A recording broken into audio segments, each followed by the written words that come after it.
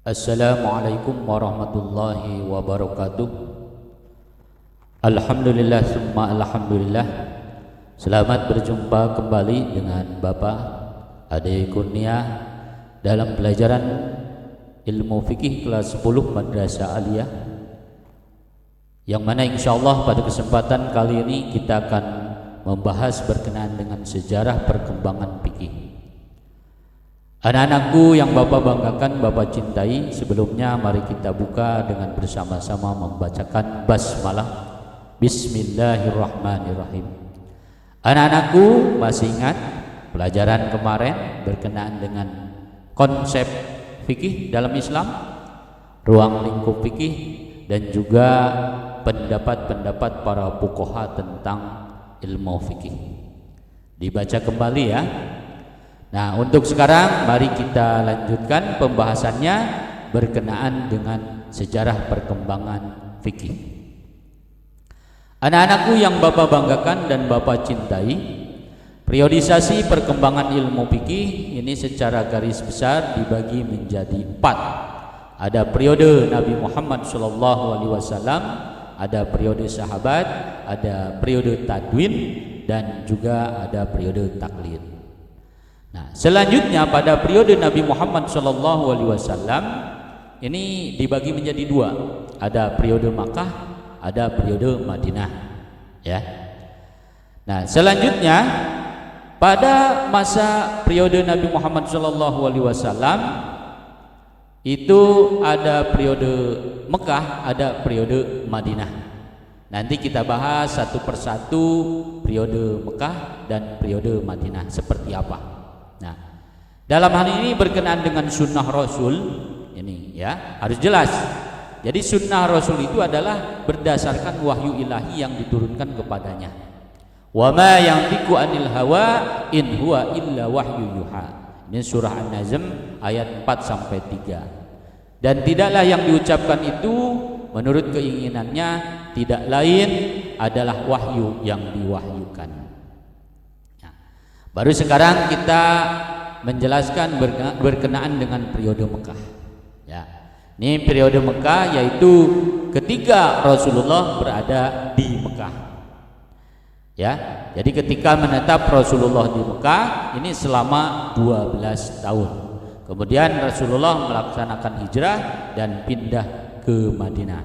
Nah, pada masa ini umat Islam masih sedikit, masih lemah, ya.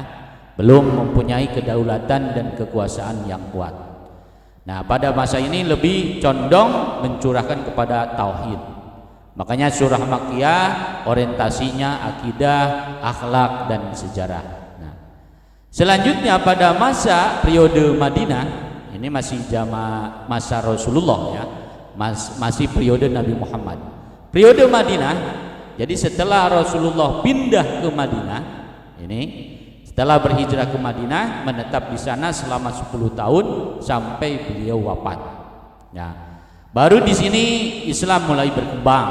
Ya, masyarakat Islam mulai berkedaulatan, membentuk syariat, hukum-hukum perkawinan, talak, wasiat, jual beli, sewa, hutang piutang, dan semua transaksi mulai dibuat hukum-hukumnya. Sampai kepada keamanan dalam masyarakat dan juga tentang hukum kriminal dan lain sebagainya.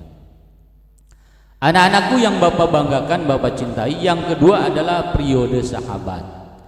Pada masa periode sahabat ini ya berkembang pada masa wafatnya Nabi Muhammad SAW. Ini berakhir sejak Muawiyah bin Abu Sufyan menjabat sebagai khalifah pada tahun 41 Hijriah. Ya. Pada masa ini mulai dakwah Islam berkibar, ya. Islam mulai wilayahnya semakin meluas, ya. Islam mulai mempunyai rujukan hukum syariat berupa Al-Quran, hadis, ijma, dan qiyas. Nah, pada masa ini, pada zaman Khulafaur Rasyidin, lengkaplah dalil-dalil tasyri' Islam, ya. Sahabat-sahabat besar dalam periode ini menafsirkan nas-nas hukum dari Al-Quran maupun hadis, kemudian menjadi pegangan untuk menafsirkan dan menjelaskan nas-nas. Nah, fatwa-fatwa dalam berbagai masalah menjadi dasar ijtihad. Ashabi kan nujumi bi ayyihi muqtadaitum muhtadaitum. Para sahabatku laksana bintang-bintang dalam kegelapan malam. Dengan siapa saja kalian mengikuti, maka kalian akan mendapatkan petunjuk. Nah, pada periode ini mulai ada pembukuan fikih, ya. Mohon maaf, pada periode ini belum ada pembukuan fikih. Jadi maksudnya fikih baru bersifat kajian-kajian, belum dicatat, ya, dan bisa dibaca oleh generasi setelahnya. Anak-anakku yang Bapak banggakan dan Bapak cintai, yang ketiga adalah periode tadwin. Nah, apa periode tadwin itu? Yaitu ini pemerintahan Islam pasca keruntuhan Daulah Umayyah, sehingga digantikan oleh Daulah Abbasiyah. Nah, pada masa ini ada masa mujahidin, baru ada yang namanya pembukuan fikih, penyempurnaan ilmu fikih, ya. Mulai ada pembukuan hadis, asar sahabat, fatwa-fatwa tabi'in dalam bidang fikih, tafsir, usul fikih dan lain sebagainya. Nah, pada masa ini juga lahir para tokoh istinbat perundang-undangan Islam, dan juga pada masa ini lahirlah para mazhab-mazhab fikih dalam Islam yang banyak mempengaruhi perkembangan hukum Islam di dunia, seperti Imam Abu Hanifah, Imam Malik, Imam Asy-Syafi'i, dan juga Imam Ahmad bin Hanbal. Anak-anakku yang Bapak banggakan dan Bapak cintai. Nah, di sini ada sedikit sejarah tentang imam mazhab tadi. Ada Imam Abu Hanifah, ya, Imam Malik, dan juga ada Imam Syafi'i dan Imam Ahmad bin Hanbal. Nanti kita bahas secara mendalam dengan dalam sejarah imam-imam mazhab. Yang keempat adalah periode taklid. Apa itu periode taklid? Nah, ini sejak akhir pemerintahan Abbasiyah adanya kemunduran berijtihad. Jadi periode taklid ini ada kemunduran berijtihad. Kenapa sih terjadi kemunduran dalam berijtihad? Ya, karena adanya keterbelengguan akal pikiran akibat hilangnya kebebasan berpikir, ya, sehingga terjadilah yang namanya taklid. Nah, para ulama kehilangan kepercayaan diri untuk berijtihad secara mandiri. Nah, para ulama pada masa itu hanya mempropagandakan mazhab, menulis kitab-kitab yang menjelaskan keistimewaan imamnya masing-masing, ya. Kitab-kitab para ulama mazhab ini dapat dikategorikan kepada 3 kelompok. Ada yang disebut matan, syarah, dan hasiyah. Apa itu matan? Matan itu adalah kumpulan masalah-masalah pokok yang disusun dengan bahasa yang sederhana dan mudah.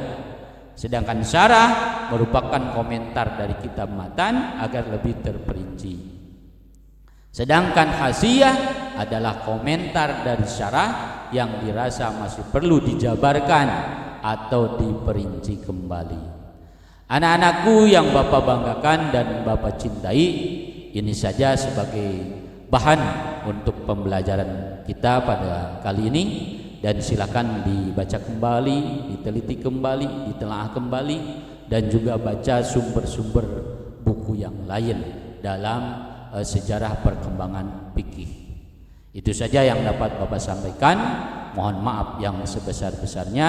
Wallahul muwaffiq ila aqwamit thoriq. Wassalamualaikum warahmatullahi wabarakatuh.